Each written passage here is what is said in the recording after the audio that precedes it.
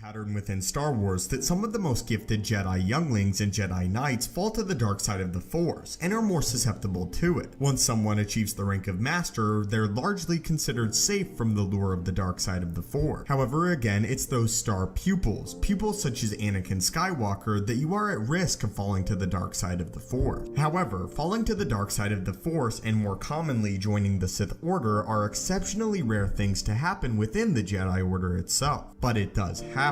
In fact, there was one Dark Lord of the Sith who was once a Jedi himself that managed to turn half the Order to the dark side, and today we'll explain how he did it. And before we talk more and get in depth with this video, today's video is brought to you by Marvel Strike Force. Recently I've been spending a good amount of time ready for battle alongside allies and arch rivals alike in this action-packed, visually stunning, free-to-play game on my phone or my tablet. Marvel Strike Force is a squad-based RPG where you can fight alongside your favorite Marvel heroes and villains alike. In the game, there are over 180 characters to choose from. In a fight to save Earth, battle your way through arena, raids, and alliance wars, and earn character shards, resources, and equipment to assemble your Marvel Dream Team. As you build your roster and progress through the game, don't forget to check out the costume store to finish off your enemies in some style. There are daily challenges and objectives, and limited event campaigns that will keep you enjoying every minute of the game. And when you really want to show off your skills, battle other players in arena and war, and reap the rewards to power up your characters. Marvel Strike Force is available for free in iOS and Android. Download now using my link below and join me in the fight.